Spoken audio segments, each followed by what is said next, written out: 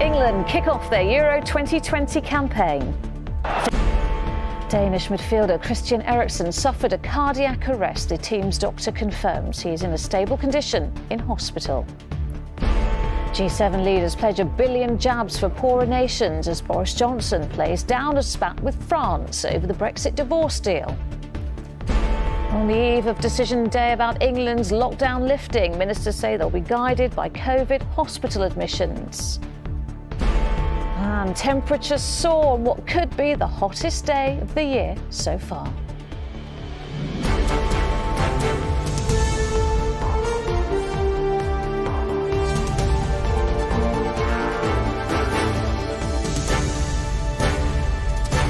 This is ITV News with Lucrezia Millarini.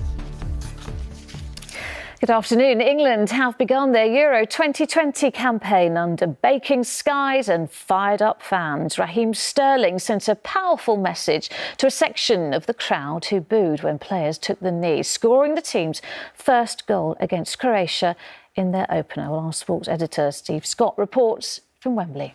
It's coming home! Yes, it is! Come on! In other times, 90,000 fans would be packed inside Wembley this afternoon. Instead, it's only a quarter full, but those lucky ones with tickets still determined to make themselves heard.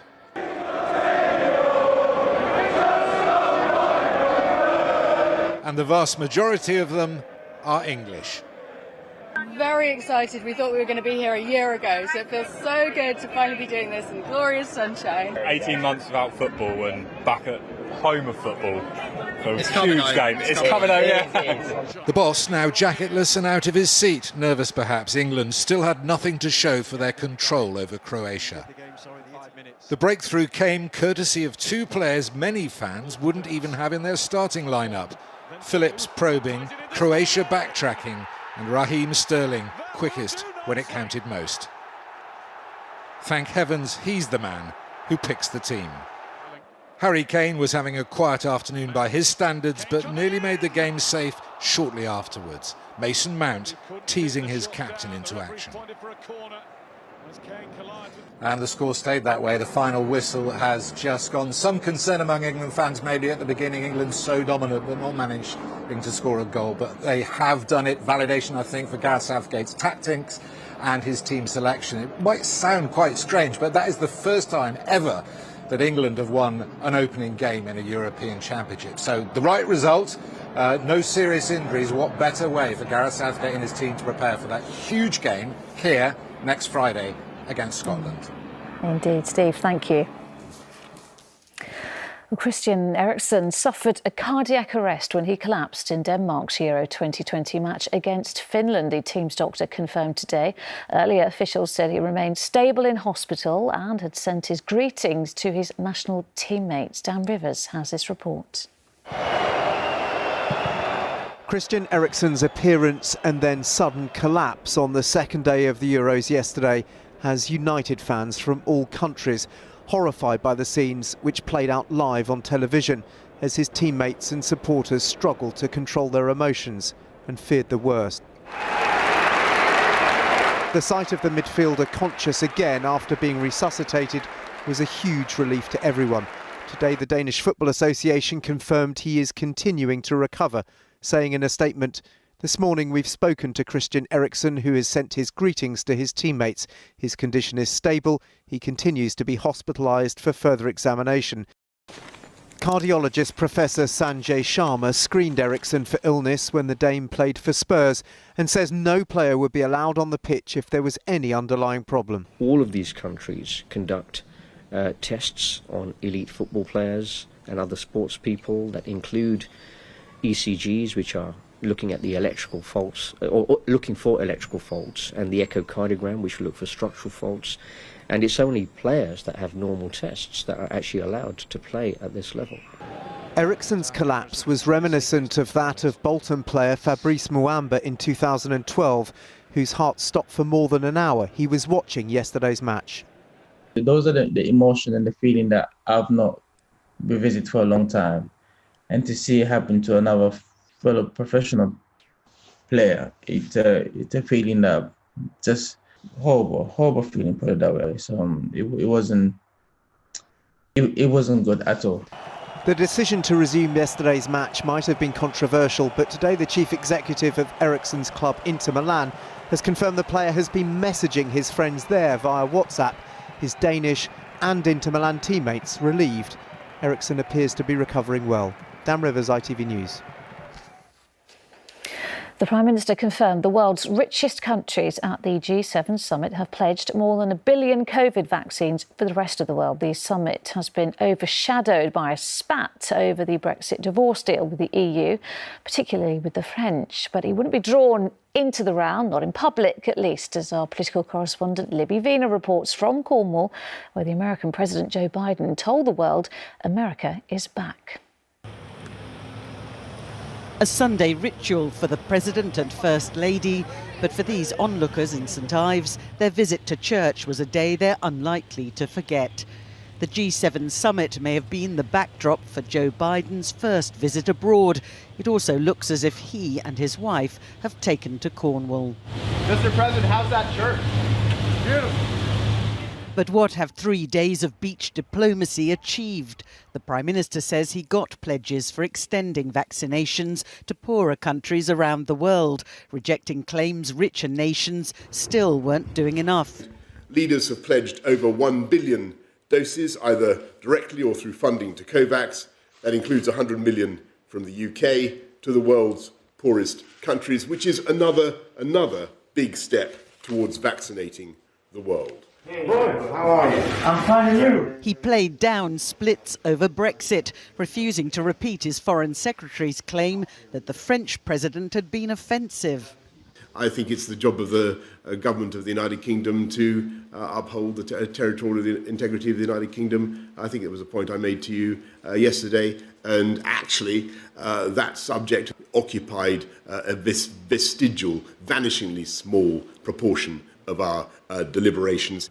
Whatever divisions there were, President Biden said the summit had gone well, contrasting his role with that of his predecessor.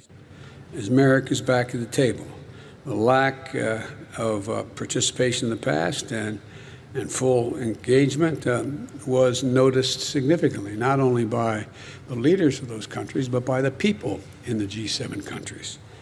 A positive endorsement from the most powerful of the G7 leaders will have pleased his host. Enough unity here for the St Ives summit to be judged a success overall.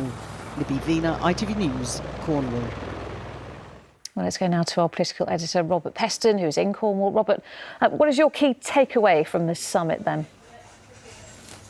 Well, forgive me, but there are 3 takeaways. One is that with Joe Biden in the White House replacing Donald Trump, there is much more optimism among the leaders of the 7 richest democracies that they can work together to solve big problems. So promising a new early warning system to alert us if there are future pandemics, promising action on climate change, pledging, as you've heard from Libby, 1 billion doses over the next year to poorer countries of the vaccine. But even with that goodwill among them, tremendous logistical problem in actually sort of achieving those aims because national interest still holds. So many would say, in fact, the former Prime Minister Gordon Brown regards the billion as a moral failure. He says we have to do much more than that to help poorer countries. But of course, rich countries want to vaccinate their own people first. And then finally, the notion that Brexit would somehow lead to sweetness and light in relations between UK and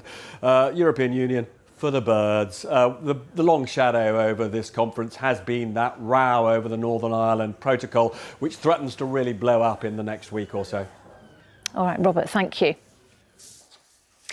No final decision has been made about delaying the lifting of remaining COVID restrictions, the Prime Minister told us today, but a delay does seem inevitable when the official announcement comes tomorrow. Today, the government said the key data it's looking at is the number of people going into English hospitals with the disease, as Hannah Miller reports.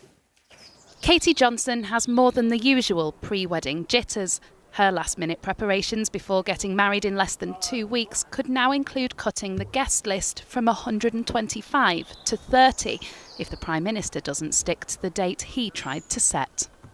Oh, it will be a huge disappointment.